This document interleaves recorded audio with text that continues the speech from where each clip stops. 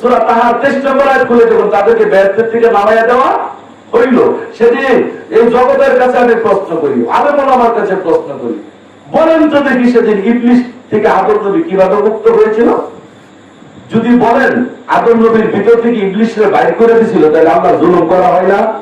ইবলিসের আল্লাহ অঙ্গীকার না? ইবলিসের আল্লাহ যিনি আদমের আল্লাহ, আল্লাহ কি ইবলিসের লোকে গরমিল করতে পারে? সেদিন কি হয়েছিল? সেদিন আল্লাহ পাক আদমকে বলে দিয়েছিল, আদম তুমি তোমার চেহারা বাসাও, তোমার নিজ চেহারা বাসাও, তোমার চেহারাটা হলো আমার চেহারা। সূরা ইফতারের 8 নম্বর আয়াত খুলে দেখুন, ফি আইয়ুসুরতিহি মাশাআল্লাহ, আদমকে তৈরি করেছে আমার নিজ আকৃতিতে। তাহলে আদমের চেহারা কার চেহারা? আল্লাহর। আদমের ভিতরে আছে কেডা? আদম জমিনের খলিফা, প্রতিনিধি। কার প্রতিনিধি? জমিনের আল্লাহর। আল্লাহর খলিফা না? আদম আল্লাহর খলিফা। আদমের চেহারাটা আল্লাহর চেহারা, আদমের ভিতরে আছে আল্লাহ। তখন আল্লাহ বলল, তোমার চেহারাটা তুমি স্মরণ করে তোমাকে তুমি সিজদা করে দাও। সেদিন তোমার ভিতরে ইবলিস আর থাকবে না। কেন থাকবে না?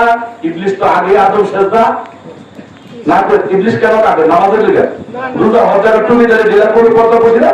ইবলিস আদমকে কিবলা করে আল্লাহকে সিজদা করে নাই, সেই জন্য কাঁদে। আদম যখন নিজ চেহারার মধ্যে আল্লাহকে সিজদা করছে, ওর আদমের ভিতরে ইবলিস থাকলে সিজদা করুন লাগে। সেদিন ইবলিস থেকে পরিত্রাণ হয়ে গেছে। এখন আপনাদের একটা কমন প্রশ্ন থাকতে পারে, আপনার কথাটা 100% নিচ্ছেন, আমার ইয়াতে শুনলেন। এখন একটা প্রশ্ন আপনার থাকতে পারে, এই ভাই সেদিন তো কোনো আইনা ছিল না, আদমের চেহারাটা আদম কিভাবে দেখো? আমাকে আদব করেন না কেন? কিছু কিছু ওয়াহাবি মোল্লারা তো আদব করার চেষ্টা করে। আমি তাদেরকে বলি, তোমরা যখন বলো আমি সংশোধন হবো, তোমার কাছ থেকে একটা জ্ঞান নিয়ে আমি সেদিন কই আইনা তো আবিষ্কার হয় না। তুমি আমাকে যদি এক প্রশ্ন করো, তাহলে আমি তোমাকে বলবো তোমার জ্ঞানের চাদর ছোট, চাদরটা বড় করো। সেদিন আদম নবী মা হাওয়াকে সামনে আনলেন, আইনা মা হাওয়ার চেহারা মুবারকের দিকে তাকাইলেন। দুনিয়ার জগতে দেখেন একজনের চোখের ভিতরে আলো তুলে দেখা। আদম নবী সেদিন মা হাওয়ার চেহারার দিকে তাকায় চোখের ভিতরে যখন চাইলেন, তখন আদমকে আদম দেখতে পাইলেন। ওই চেহারা বাসমান করে যখন আদম চেহারা কেবলা করে আল্লাহকে সিজদা করলেন, সেদিন ইবলিস থেকে মুক্ত হইয়া। আমার কথাটা ছিল কোন জায়গায়? আল্লাহ বলেছিল, আল্লাহ কি বলেছিল? পবিত্রতা অর্জন করো। পবিত্রতা অর্জন না করলে তোমরা কেউই মুক্তি পাবে না। মনে আছে কথাটা কোথায় ছিলাম? তাইলে আমরা অপবিত্রতা কোথা থেকে আসলো? আদম থেকে আসলো। বুঝতে পেরেছেন? আমি অপবিত্রতা কি জিনিস? অপবিত্র হলো ইবলিস। প্রত্যেকটা মানুষের ভিতরে ইবলিস আছে। ইবলিস হলো নাফাক। ইবলিস যতক্ষণ পর্যন্ত মুক্ত না করবা, ততক্ষণ পর্যন্ত তুমি পাপ থেকে বাঁচতে পারবে না। তাই ইবলিসটা আসলো কোথেকে? এই পরিচয় আপনাকে দিলাম। আমার বাবা আদম আলাইহিস সালাম, তিনি পবিত্র অবস্থায় সৃষ্টি হইলেন। ইবলিসের ধোঁকায় পড়ে তিনি যখন গর্ভধারণ করলেন, তিনি ভিতরে ইবলিস ঢুকলো। আমরা আদম সন্তান, আমাদেরকে ইবলিস পাইছে। তিনি নিজ চেহারায় সিজদা দিয়ে পবিত্র হয়ে গেলেন। আমরা কি করব? আমরা কিভাবে পবিত্র হব? সূরা যুকরুবের 34 নম্বর আয়াত খুলে দেব। দয়াময় আল্লাহর শরণে যে কাফের, উলাইকা হিজবুল শয়তান, আমি তার জন্য একটা শয়তান নিযুক্ত করে দিই। তো আমরা জন্মের সূত্রে কি আল্লাহর শরণে কাফের আসলাম না? আমি যে 9-10 জন্মে আমরা যদি সারাদিন ফুটবল খেলাইছি, আমি আল্লাহর শরণে আসলাম। তো আল্লাহর শরণে যখন কাফের, আল্লাহ কই তার ভিতরে ইবলিস। সূরা যুকরুবের 34 নম্বর আয়াত করে দেব। তো মানুষ জন্ম সূত্রে আল্লাহকে ভুলে আসতেছে, পরে আইনা কোনো ওলি আল্লাহর দর্শন পাইলে, মুর্শিদের দর্শন পাইলে না সে আল্লাহ ওয়ালা হয়। তাইলে আমরা জন্ম সূত্রে আল্লাহর শরণে গাফেল, তাই আমরা ইবলিস সাথে নিয়ে আসতেছি। এখনো আমার ভাই প্রশ্ন করতে পারে, আদম নবী নিজ চেহারায় সিজদা দিয়ে ইবলিস থেকে পবিত্র হয়েছিল, আমরা পবিত্র হব কিভাবে?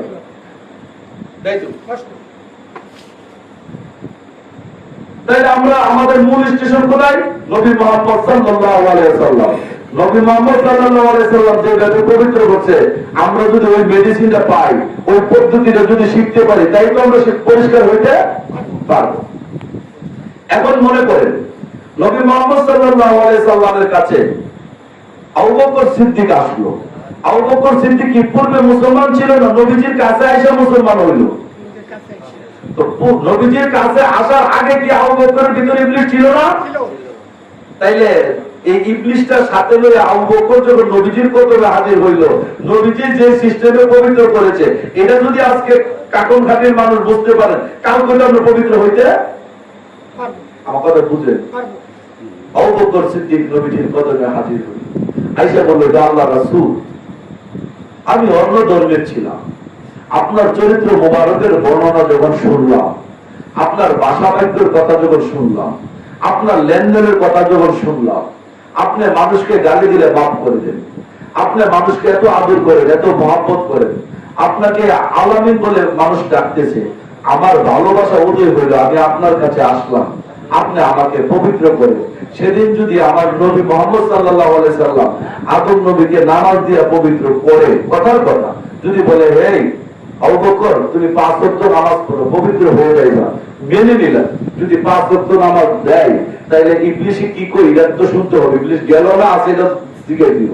ইবলিশকে জিজ্ঞাসা করলাম, আবু বকর সিদ্দিক 5 ওয়াক্ত নামাজ পড়ে, তুমি বের হয়ে যাও। ইবলিশ বলে, আমি বাইরে হব কোন কারণে?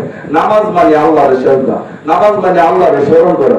আমি তো আল্লাহর অস্বীকার করি না, আমি তো শ্রদ্ধা করি। সূরা রাতের 15 নম্বর আয়াত খুলে দেখুন, আসমান জমিনে যা কিছু আছে ইচ্ছে অনিচ্ছে আল্লাহর শ্রদ্ধা করে। আমি তো আসমান জমিনের ভিতরে, আমিও তো আল্লাহর শ্রদ্ধা করি, তা আমি যাবো কেন?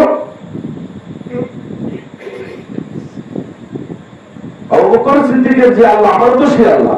আবু বকর সিদ্দিক যদি নামাজ পড়ে জান্নাতে যায়, তো আমিও তো নামাজ পড়ি। সূরা মাউনের 6 নম্বর আয়াত খুলে দেখো, আমি ইবলিশ তো নামাজের জন্য কাবেন না। আর আমি যদি নামাজ না পড়তাম, তাহলে আমার সভাপতি বানাইলো কেন? মূল করে সভাপতি বানা। আমি নামাজ পড়ি, আবু বকর সিদ্দিকও নামাজ পড়ে, আমি আবু বকরের ভিতরে ঢুকছি, নামাজের কারণে আমি বাইরে হব। এখন যদি বলেন না, তাহলে নামাজ দিয়ে যদি না বেরোতে, নবীজি আবু বকর সিদ্দিককে বলছিল, এ আদর করে তাসবিহ লিয়ে যাও, সুবহানাল্লাহ সুবহানাল্লাহ সুবহানাল্লাহ, তাই মনে ইবলিশ গেছে। ইবলিশে জিজ্ঞাসা করেন তো দেখি, আমি 1000 গুণার তাসবিহ ছবি, তুমি আমার ভিতর থেকে বাহির হয়ে যাও। ইবলিশ বলে, আমি বাহির হব, আমার একটা কথা শোনাবে দেখি। সূরা হাদীদের 1 নম্বর আয়াতটা পড়ে দেব। আসমান জমিনে যা কিছু আছে ইচ্ছায় অনিচ্ছায় আল্লাহ পাকের ওজিফা করে। আমারে বাদে আল্লাহ কোরআনের আয়াত দেয় নাই, আমিও তো আসমান জমিনের ভিতরে আছি, আসমান জমিনের ভিতরে আমার কথা তো বলা আছে, আমিও তো আল্লাহর ওজিফা করি। আর আমি যদি আল্লাহর ওজিফা না করি, আল্লাহ কি আমার সভাপতি বানাই লইলে? আমি ওজিফার দিকটা ফার্স্ট লিডার সভাপতি বানাইছে। আবু বকর সিদ্দিক ওজিফা করে, আমিও করি। তা আবু বকর সিদ্দিকের ভিতরে ঢুকছি দুজকে নেওয়ার জন্য, তা আমি বাইরে হবো কেন? আবু বকর সিদ্দিকের কর্ম আর আমার কর্ম বিষয়টা বলেন না। আবু বকর সিদ্দিক আল্লাহ মানে আল্লাহ ওজিফা করে, আমিও করি, আমি যাব। যদি বলেন নবী মুহাম্মদ সাল্লাল্লাহু আলাইহি ওয়াসাল্লাম সেদিন আবু বকর সিদ্দিককে বলেছিল, তুমি কান্নাকাটি করো, বেশি বেশি করে আল্লাহর জন্য কাঁদো, তাই তুমি মুক্ত হতে পারবে। ইবলিশের প্রশ্ন করেন, হে ইবলিশ, আবু বকর যেভাবে কান্দে তুমি বাইরে দেখো, আবু বকর কান্দে, আমিও তো কান্দি, তুমি কেমনে কাঁদো? আমি নয় লোক 80,000 বছর যে ইবাদত করলাম, আমি কি হাসতে হাসতে করছে রে? ইবাদত করলে মানুষ কান্দা কান্দে করে। সূরা ইমরানের 83 নম্বর আয়াত খুলে দেব। আসমান জমিনে যা কিছু আছে ইচ্ছায় অনিচ্ছায় আল্লাহ পাকের অনুগত্য স্বীকার করে। অনুগত্য স্বীকার হাসি দিয়ে হয় না, কাঁদতে কাঁদতে আল্লাহর অনুগত্য স্বীকার করে। মোনাজাত করলে হাসতে হাসতে মোনাজাত করে না, কাঁদতে মোনাজাত করে। নামাজে তো হাসাহাসি করে না, কাঁদতে কাঁদতে নামাজ পড়ে। যদিও তার চোখের পানি দেখা যায় না, অন্তরেরও কাঁদে। সুতরাং আমি যখন আল্লাহর বন্দেগী করি, কাঁদতে কাঁদতে করছি। আবু বকর সিদ্দিক আল্লাহর লেখা কাঁদে, আমিও কাঁদি, তো আমরা দুজন তো বন্ধু হই, বাইরে কেন? এইভাবে অসংখ্য অসংখ্য বন্দেগী দেওয়ার পরও আবু বকর সিদ্দিকের কাছ থেকে ইবলিশ চাইনি। সেদিন আবু বকর সিদ্দিককে কিভাবে পবিত্র করেছিল নবী মুহাম্মদ সাল্লাল্লাহু আলাইহি সাল্লাম বলেছেন, আবু বকর তুমি আমাকে বিশ্বাস করো, আমি আল্লাহর নবী, আমি আল্লাহর রাসূল, আমার হাত আল্লাহর হাত, আমার কাছে বায়াত হইলে আল্লাহর কাছে বায়াত হও।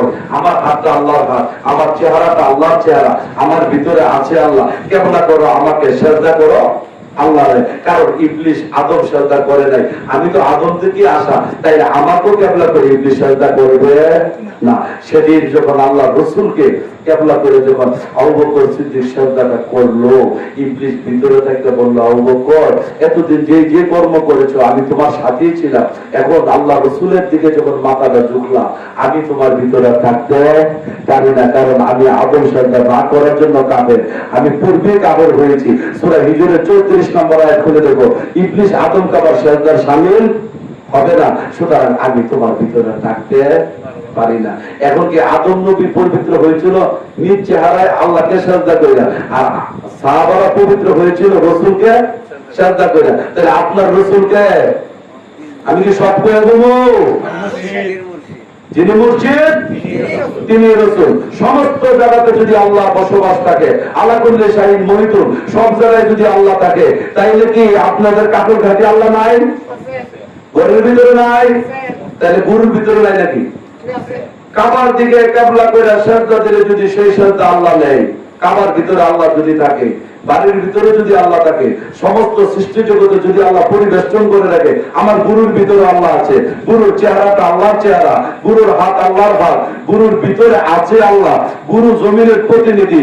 এই তিনটা কারণে গুরুকে কিবলা করো, আল্লাহকে সিজদা করো, তুমি ইবলিস থেকে পবিত্র হইয়া যাবে। যেদিন তুমি ইবলিস থেকে পবিত্র হবে, সেদিন তুমি মুমিনত্ব লাভ করবে। যেদিন তুমি মুমিনত্ব লাভ করবে, সেদিন আল্লাহর দয়া ক্ষমা তোমার উপর আসবে। যেদিন তুমি আল্লাহর দয়া ক্ষমা আসবে, সেদিন তোমার নেকের পাল্লা ভারী হয়ে যাবে, পাপের পাল্লা হালকা হয়ে যাবে। যখন নেকের পাল্লা ভারী হবে, আমলনামা ডাইন হাতে আসবে। যেদিন তোমার আমলনামা ডাইন হাতে আসবে, সেদিন তুমি জান্নাত পেয়ে যাবে।